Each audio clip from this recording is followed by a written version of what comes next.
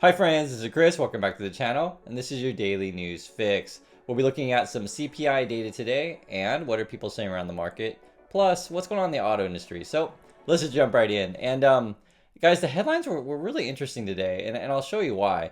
You can see here it says U.S. stocks and bonds jump after inflation falls to 3.2%, right?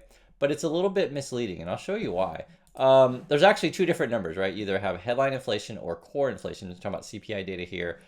Core is actually at 4%, whereas headline is 3.2. So if you don't know the difference is at 1, so this would be core inflation, doesn't factor in food and energy, right? So that's actually at 4%, but many of the headlines around the market were saying it was 3.2. So I just thought that was really interesting. People were going with the more rosier number, and essentially it feels like Wall Street like really wants this thing to come down from inflation here. Now, I want to stress with you, it depends which categories you look at. And this is sort of what we're going to look at some of these numbers together. And I always love to hear your thoughts on these things because depending on where you live, you may have noticed this kind of stuff. So, for example, I guess transportation services are more expensive these days. You're looking at, let's say, around 8-9%. Shelter is still more expensive, right? This is year over year. Again, you're probably looking around 7-8%, that kind of thing. Hospital services still cost more money. Services, less energy. A lot of these things, alcoholic beverages are up, and new vehicles are up. Now, the things that are going down, though, is like used cars and trucks are coming down in price. So is fuel. The thing that I thought was fascinating, though, if you take a look at some more charts here, is there was a couple that really stood out to me. It was the, actually, I'll find it here. Yeah, here it is. The admissions to sporting events is up 25%. Like, what? And so, when I read through this stuff, I'm always like, okay, so, in USA, is this the case? For those of you who have gone, recently to like an NBA game or a baseball game or football game, etc., is it indeed up 25%? And you would notice, I mean, that was a pretty sizable. I have heard this around the market, and people have talked about it in the comments quite a bit. Vehicle insurance and vehicle repairs are up. So insurance is up like 19.2%. My understanding too is home insurance is really expensive, depending on what market you're in. So I think Florida is the one that's got the really big jump in prices. Rents are also still up. Cigarettes are up. Then you have delivery services. So there was someone writing in the comments, it was a couple weeks ago or something like that, saying like their DoorDash was like $45. It's like, whoa, okay. And haircuts are still expensive. So this is why I kind of urge you to look at all of the numbers as sort of what we're doing together. And I find it really interesting though that like I said, many of the headlines today were all pointing to the 3.2, but inflation's closer to like a between 3 and 4 is what I would say. And with something like with the oil prices, right? We have the war in Ukraine and the war in Israel. I think there's a possibility that oil could be or remain volatile. Now, with that said, if demand for oil goes down, now theoretically, right? We don't have any money. We're not driving anywhere. We're not flying anywhere. That would keep prices low, right? And we'll keep an eye on if demand for that kind of stuff increases. One thing I will say though is like if you take a look at this stuff here, food is still high here. Like well, I never buy food from this stuff, but it says food from vending machines and mobile vendors up 14.9. And mobile vendors, I was thinking about that. I wonder if it's like food trucks, that kind of stuff. So if you guys are buying food from these kind of things, I'd love to hear your thoughts on that. Frozen vegetables, I guess, are up 10.7. Uncooked beef steaks up 10.6. Sugar is still high. Baby food, these kind of things. And sometimes when you look at this inflation data as well, the prices are going down. I mentioned this before, like say on furniture, or maybe prices are going down on things like TVs, but you don't necessarily buy that every single day. And for us, we live in Korea. Actually, one of the restaurants, it was just 2 days ago, we walked by and they finally raised the prices. So I laugh because there were two restaurants. They're both kind of same kind of food. It was, we call it home cooked food. So it's basically you go to like a cafeteria style place and they give you like food that you would cook at home.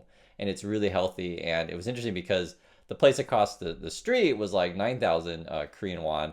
And then the place that we go, because you could go to either one, was like 6,000, right? So it's obviously cheaper. Then the thing that we always say is like if they ever raise their price, because now it's 7,000 won, we're just going to go to a completely different type of restaurant. So now we go eat maratong, which is like shabu shabu all the time. But I'm just sharing that with you because when you have multiple choices of places to go, right? given that the food is the same, you're not going to necessarily need to pay more money. But for us, like I said, it seems that prices are still elevated and keep going up in terms of food. So that's why I asked you guys about this stuff. And the sporting event was a really interesting one to me, though. Mission's sporting event up 25%. One of the things that does or hasn't hasn't gone up in cost is my book, actually. No sales, no coupon codes, but also no price increases, this kind of stuff. And in fact, I don't mention it all the time, but I'm just going to mention it now. If you're looking for a Christmas gift to give someone, pick up a copy of my book. I wrote it. It's about my life and about my experiences, and also it's a self-help book and just sort of sharing my philosophy with you. And one of the things that I emphasize so many times on this channel is I show up every day with a smile. And if you're kind of curious why that is and things like that, read the book. I think you'll like it. It's called Positive Angle. You can pick it up on Amazon. Someone who is not smiling, Mr. Frowny Pants, is Michael Burry, The Big Short. So he's known for shorting stocks. So if you're curious, and I don't think this is necessarily a bad bet to take, he's like shorting Nvidia and other chip makers. Basically the concept is that this whole AI thing is a bunch of hype, and it's definitely bound for a fall. So therefore, we're going against the semiconductors. So love to hear your thoughts on that. If you think that's a good bet to take or a bad bet to take. I completely understand if you watch, whatever X channel on YouTube or whatever news programming, they'll just tell you that AI is the future and you should pay any price for Nvidia, this kind of stuff. But Michael Burry says not so fast. Also too, around the market, people who are saying not so fast. Ken Griffith, I think he's the hedge fund manager over at Citadel. You can read the headline here. Ken Griffith says, Fed's credibility at risk if it cuts rates too soon.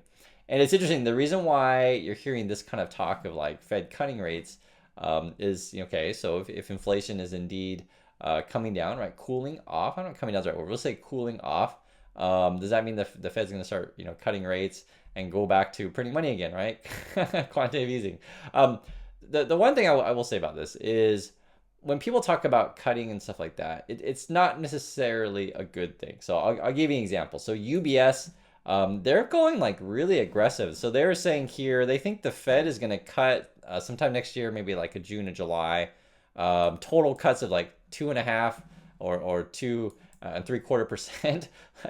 So, or another way to say it, 250 basis points or 275 basis points. But it's like, that's a lot, right? So like basically cut it in half of what it is now. Okay, there's a couple of ways that you could take this. So one is I think they're being a little bit too aggressive in their predictions of cuts. I personally don't see something like that happening from the Fed. The other thing is too, if indeed the Fed, did have to cut rates by that much, that would mean that something's wrong, like with the economy, right? That we're going into such a recession here, or we went into such a poor, a deep recession that the Fed is so worried about growth and needs to encourage you to borrow money, etc. So don't necessarily think that rate cuts is like how can I say, across the board a good thing, right? Because the goal of the Fed is essentially just to try to have a kind of a neutral stance on this stuff, right? So you're not really restrictive, nor are you accommodative, right? You just kind of want to get that sort of Goldilocks kind of lukewarm thing. So either one of these, I would agree with Ken Griffith. Like don't start cutting rates right away. It just makes it look like that you are kind of beholden to Wall Street and you're sort of like pleasing them no matter what, right? So I agree with that. Whether or not UBS, I don't know where they're coming up with this, but honestly, you never know. and that's the question I'd pose to you is if you think we're going to go back to like that zero rate interest rate environment again. The problem is that I mean we already saw we've had decades of this kind of stuff where we're just printing money and our national debt is really high as well. So I am concerned about this stuff. The other thing too, which I find really fascinating, there was I'm talking about the auto industry now. There was an article saying, and if anyone is working over at Stellantis, I guess they're going to be buying out half their salaried employees. I was like, what?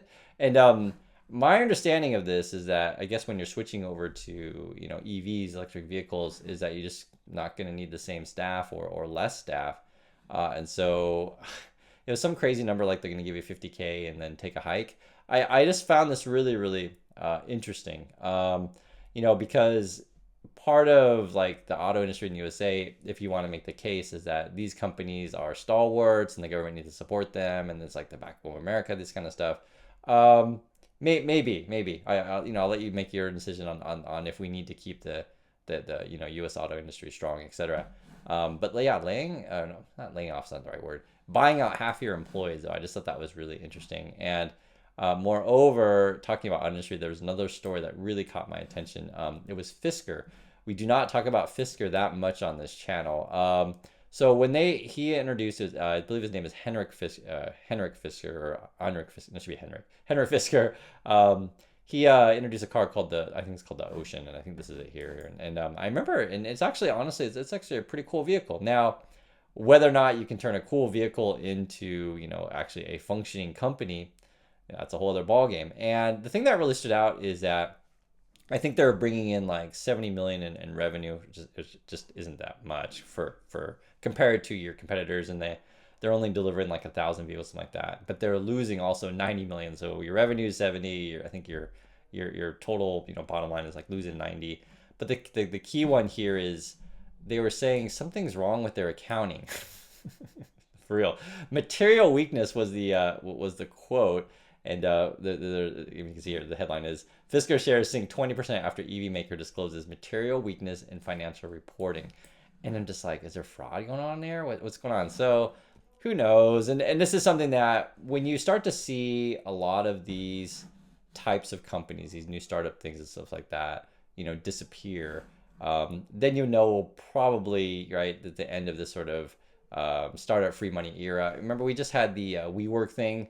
That was like, the hyped startup, essentially, that we're all going to be sharing offices, etc. And then there was a funny thing too. I don't know if you guys saw it, but it was I think Adam Newman's his name. He had some sort of crazy deal with SoftBank, and what it was is that they gave him like a big loan. It was like really big. I'll just I don't remember the exact number. We'll just say like 400 million or something like some crazy number. Maybe it was 40 million, but either way, you get my point. It's like a lot of money. And they gave him a loan, and then his collateral was like WeWork stock.